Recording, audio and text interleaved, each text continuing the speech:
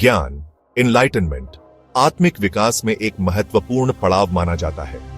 यह वह अवस्था है जब व्यक्ति यह गहराई से समझ लेता है कि जीवन में दुख का मूल कारण इच्छाओं से लगाव है। जो व्यक्ति ज्ञान को प्राप्त करता है वह समझ जाता है कि इच्छाएं अपेक्षाएं पैदा करती हैं, और जब ये अपेक्षाएं पूरी नहीं होती तो दुख उत्पन्न होता है।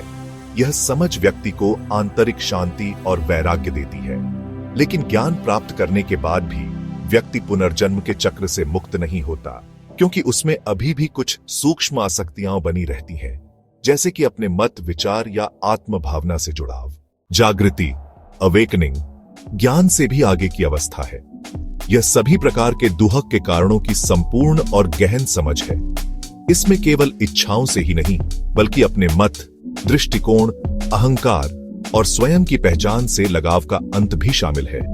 जागृत व्यक्ति में अब कोई भी वासना या तृष्णा नहीं रहती, यहां तक कि आत्मिक प्राप्ति की इच्छा भी नहीं। इस अवस्था में मन कर्म के बंधनों से पूर्णतः मुक्त हो जाता है और पुनर्जन्म का चक्र समाप्त हो जाता है। जहां ज्ञान सत्य के द्वार को खोलता है, वहीं जागृति उस द्वार से पूर्ण रूप से प्रवेश करना है। ज्ञान माया को पहचानना है, लेकिन जागृति माया से पूरी तरह मुक्त हो जाना है। दोनों एक ही यात्रा के भाग हैं, परंतु जागृति वह अंतिम अवस्था है जहां सच्चा मोक्ष प्राप्त होता है।